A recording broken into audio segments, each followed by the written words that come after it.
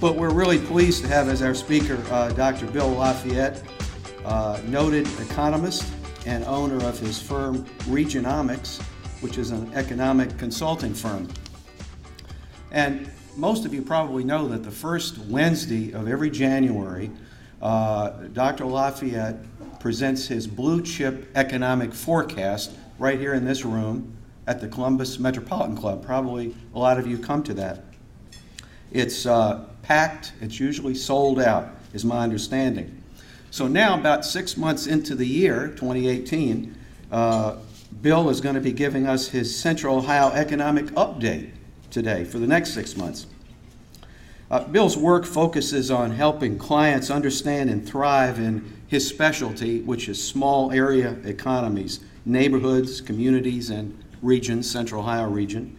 His firm services include economic development strategy, workforce strategy, which at Columbus State we've used his services for that, economic impact analysis, economic and demographic analysis, and fiscal analysis. Bill has more than 20 years of experience in economic development and economic analysis in Central Ohio.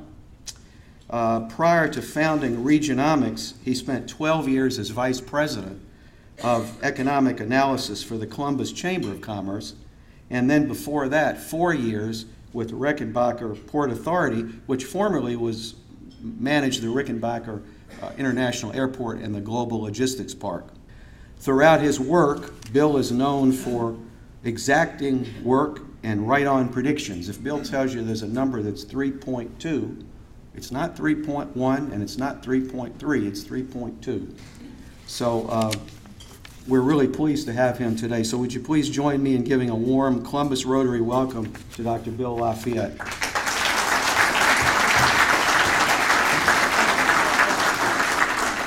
Well, thank you all for having me here. It's been years and years since I spoke to the Columbus Rotary. It's great to be back.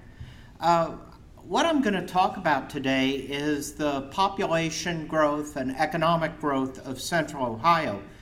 But in order to do that, we need a definition.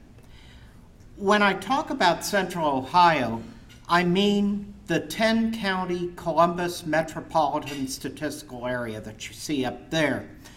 MSAs are designated by the federal government based on worker commuting patterns, so it makes sense to think of an MSA as an economic unit.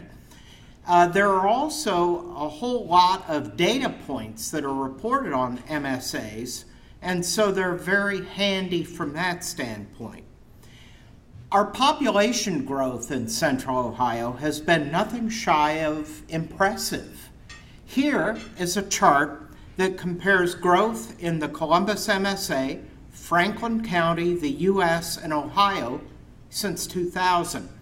Franklin County is dark blue there in the middle. The MSA is light blue there on top. Ohio is purple there on the bottom. And the U.S. is black. Now, except for the next chart, this chart and all the others that I'm going to be showing you are on an index basis, with all population now and later all employment set equal to 100 at the beginning of the period. So what this chart's doing for you is comparing cumulative population growth rates since 2000. Between 2000 and 2017, Central Ohio added more than 403,000 residents, growth of 24%. That's equivalent to the entire city of Cleveland, and then some, moving here in the last 17 years. In July 2017, the Columbus MSA population stood at 2,079,000.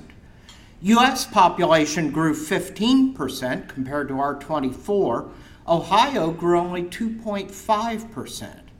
Between 2000 and 2016, or 2017, I should say, Ohio added just over 305,000.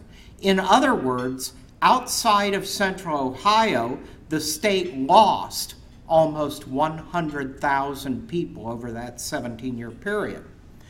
Franklin County's population, as you can see, has also been growing faster than the national average. It's up 223,000 since 2000, growth of 21%, and we sit right now just under 1.3 million. Now notice that Franklin County's growth accelerated beginning in about 2005. Since then, the county's growth has actually been a bit faster than the MSA. It is really unusual to have the central county of a large MSA pulling the MSA growth rate up. So that's a very, very healthy sign for the overall well-being of our metropolitan area. In 2000, the Columbus MSA had fewer than 1.7 million people and was a whole lot smaller than Cleveland and Cincinnati. Not anymore. This chart shows the total population of the Cincinnati, Cleveland, and Columbus MSAs annually since 2000.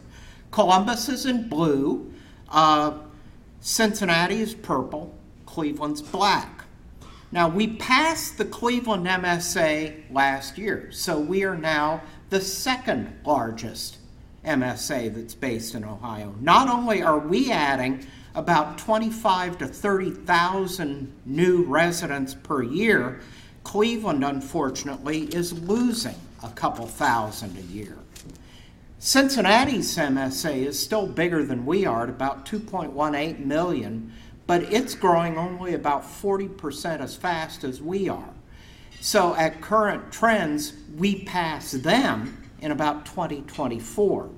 Now that said, lots can happen between now and 2024, including the redefinition of MSAs that happens every 10 years and is going to happen next in 2023. We don't know what's going to be the outcome of that. In any case, we definitely need to get our arms around the growth that's happening now and is going to be coming down the pike, and what that growth means for our region. As a result, in 2015, the Mid-Ohio Regional Planning Commission, Columbus 2020, and the Urban Land Institute commissioned a study called Insight 2050. That study argues that our growth over the next 35 years could be somewhere between 500,000 and 1 million, possibly closer to 1 million. That would put us at between 2.5 to 3 million in the MSA as it's currently configured. The study argues that the demographic shifts that are going to be coming along with that population growth mean that the kind of housing and communities that people are going to need in Central Ohio are going to have to change. We need more walkable, mixed-use neighborhoods. We need smaller houses. We need more transportation choices. Young people often don't want to drive, and the elderly often can't. What we do not need is lots of large lot suburban developments. In fact, if we develop as we have in the past over the next 35 years, we are not all going to fit. The original study argued that, in fact, we have enough large lot suburban development now to meet the need that will exist in 2050. Now, there's a lot more to the study than this. There's a website that you can go to get more information. That's getinsight2050.org. Now, let me turn to employment. Here is total employment growth beginning in January 2010 through last month.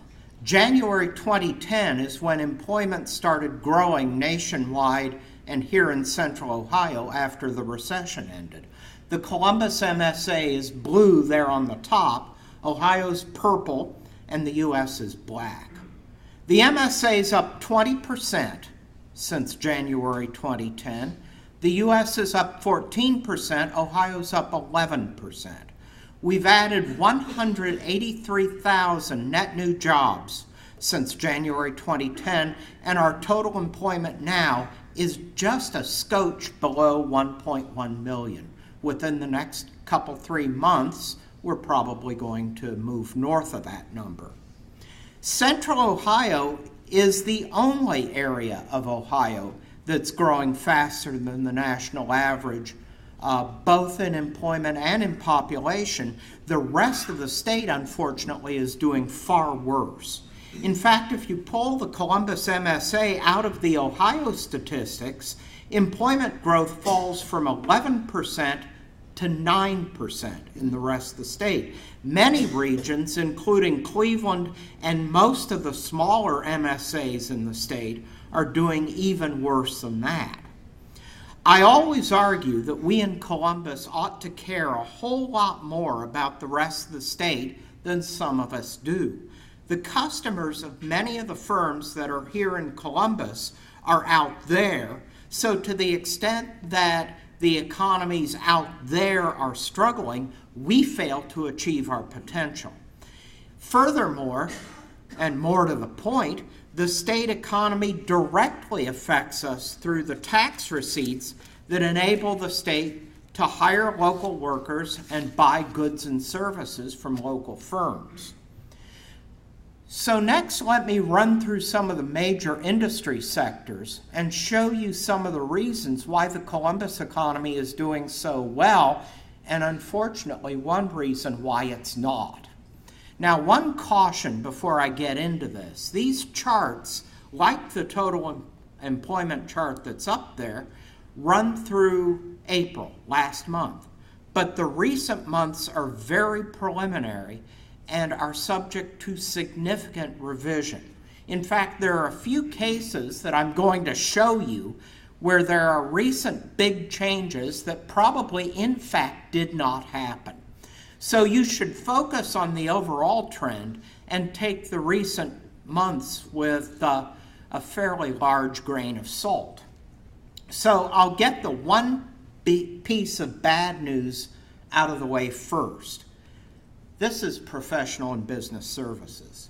Professional and business services is our largest sector with around 180,000 jobs in the MSA. It includes most non-medical professional offices. It includes research and development, IT, marketing and public relations, corporate and district offices, administrative support, including all temporary employment, regardless of where the temporary employee works, and waste services. We in the U.S. are both up 26% since January 2010, and Ohio's up 18%. We've gained around 27,000 jobs since January 2010, but as you can see, the trend is definitely flattened out, and it's that trend that's what's really concerning to me. We were doing really well until mid-2016 when our growth stagnated. To be honest, I'm not really completely sure why that's happening yet, except that the problem seems to be fairly widespread throughout the sector. I'm going to get new statistics next month that are going to do a lot to help me pinpoint the problem and also figure out how much of the state's weakness is due to us. So when I do that analysis, I'm almost certain to put a little note up on my Regionomics Facebook page. So if you follow that page, you'll know what I know when I know it. The news in healthcare is a whole lot better. Central Ohio's up 31%, the U.S. is up 19%, and Ohio's up 12%. We've gained more than 33,000 net new jobs in healthcare since 2010. The expansion of all our hospital systems is driving a whole lot of this, and obviously so's our population growth and the fact that all of us are getting older by the minute. Here's finance and insurance, which is a crucial part of the regional economy. Our insurance employment is double what you would expect in a region this size. insurance plays an outsized role in the state's economy too, and not just because it's so important here. We're up 29%, the state's up 13%, and the U.S. is up 9%. Our gain translates to more than 16,000 net new jobs. Here is state government, including state government education. Now, this sector in particular gives my seasonal adjustment programs fits, and so the numbers are very, very bouncy, and the state's numbers for the state government, statewide government employment are too. But if you squint, you can see that our trend over the past 6 years especially has been stronger than the state average, which itself is a whole lot stronger than the national average. We're up around 15% since 2010, and the state's up 13%. State governments nationwide, though, are slightly lower than where they were at the beginning of 2010. That gives us a net gain of 10,000. Not only is statewide employment itself up here in Central Ohio, we're also benefiting from a centralization of state jobs here that's been going on more or less steadily for the last 25 years. Finally, this is retail. Now, U.S. growth has been under 10%, but as you can see, it's flattened out a whole lot lately. Now, I do not believe the big dips and surges in the Central Ohio trend over the last few months. If you back off from that, our growth's been maybe 12%, something like 11,000 net new jobs in retail. Ohio's growth's been around 5%. Now, I had thought all along that Ohio's weakness was due to the slow population growth that the state's experiencing outside this region. But it turns out that before the recovery began, the productivity of Ohio retail workers was a whole lot less than average. The lack of hiring in the statewide retailers has brought productivity much closer to average. So my guess is that Ohio's retail employment growth could be a whole lot better coming up. And I would argue that that's one of the reasons why our growth rates picked up, because we were suffering from the same problem. Now, as I didn't say, I guess, this is the 9th year of our economic expansion. As of last month, this expansion became the second longest we've had in our history, second only to the 10-year boom in the 1990s. So that gives rise to the question, is this something to worry about? Well, it turns out that expansions do not die of old age. They die because some element of the economy has gotten out of whack, and we are not there yet. Turns out that every month the Wall Street Journal surveys more than 60 national level economic forecasters, and the survey always includes a question on the odds of a recession within the next year. And here is the result of that question since January 2015. The May average answer to the question, what is the chance of a recession beginning within the next 12 months, was only 15%. In fact, a whole lot lower than it was last year. Now, this month, they also asked the economists when the next recession was likely to begin. Nobody said it would begin this year. Only 8% said it would begin next year. 59% said it would begin in 2020. So, overall, we've got a really, really good run over the last 8-9 years, and that's likely to continue for at least another year unless something unexpected happens. And as we all know, something unexpected is always something you should expect. So I'm done.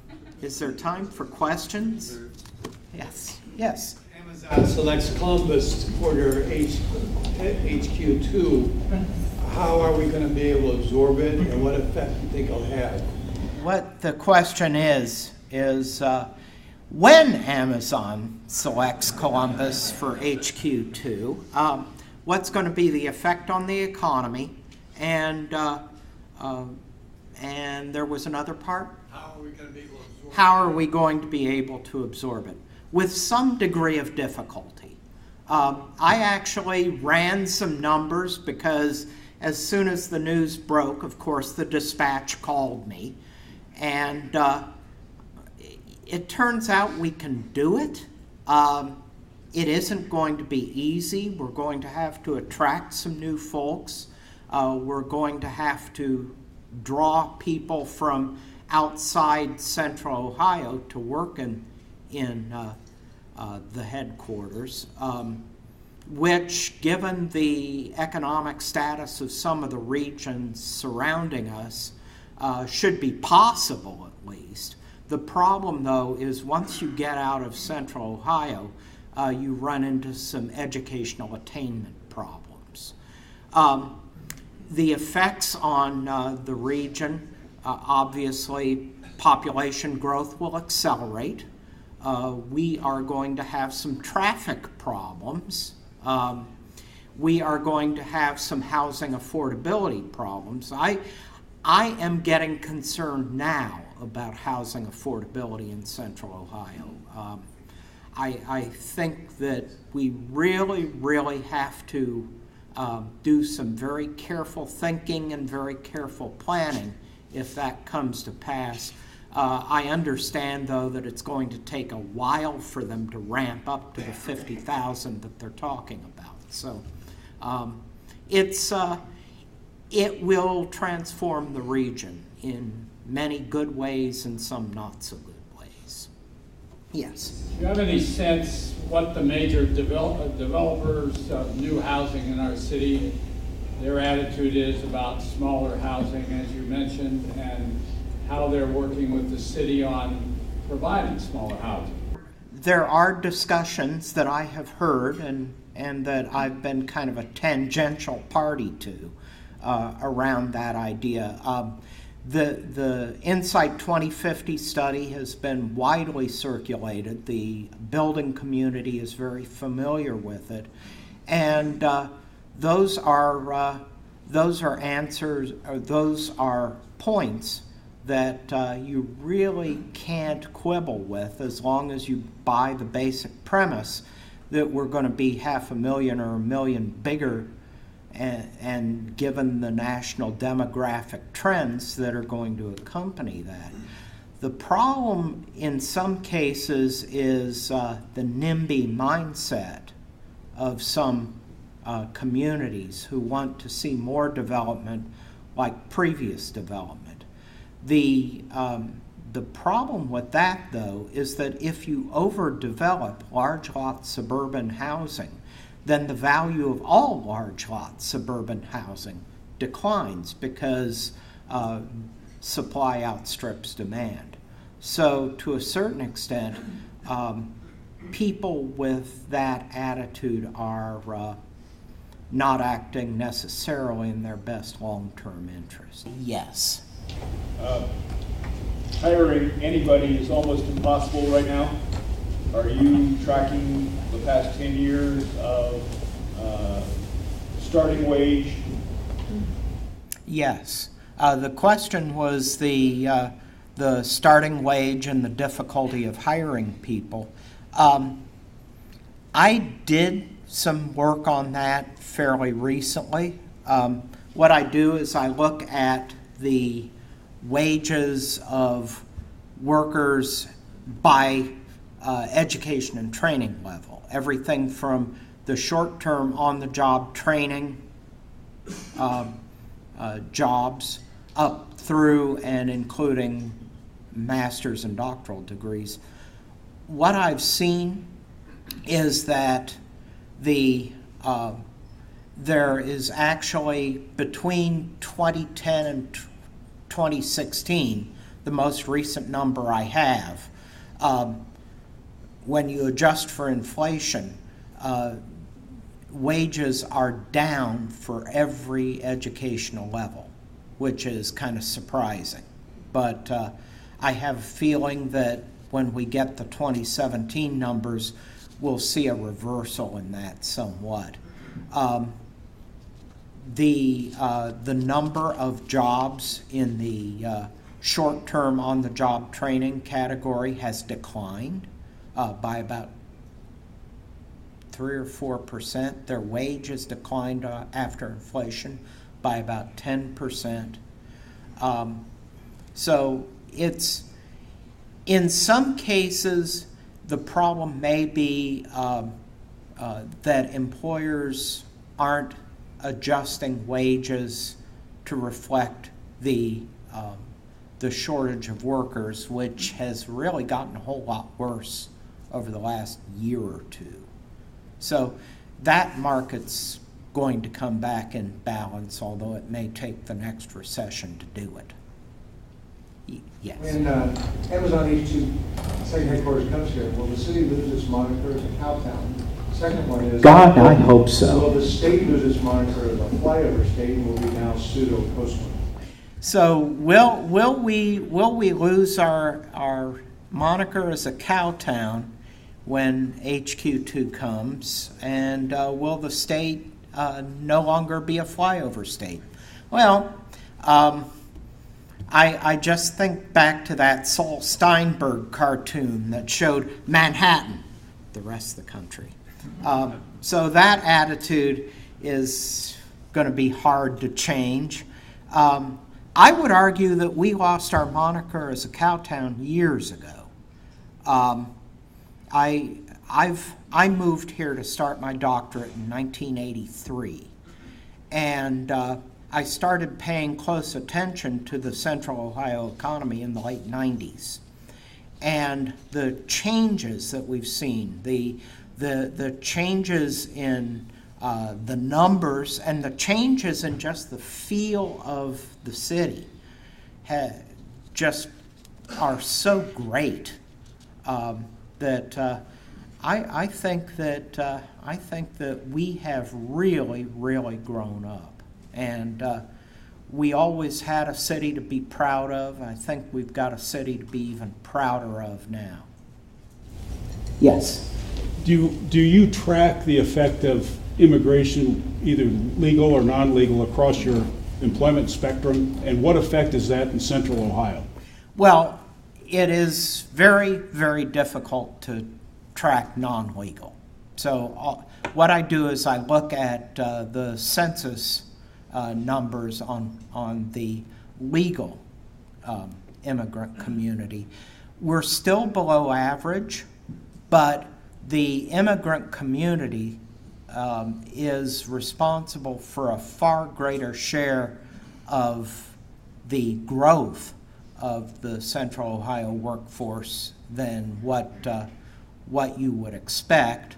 And on top of that, their average age is a lot younger, and so they participate in the workforce to a far greater extent. So in a lot of cases, you see younger foreign-born workers supplying the labor that retirees are taking away with them. And I think I'm done. I think I just got the can. Thank you very much.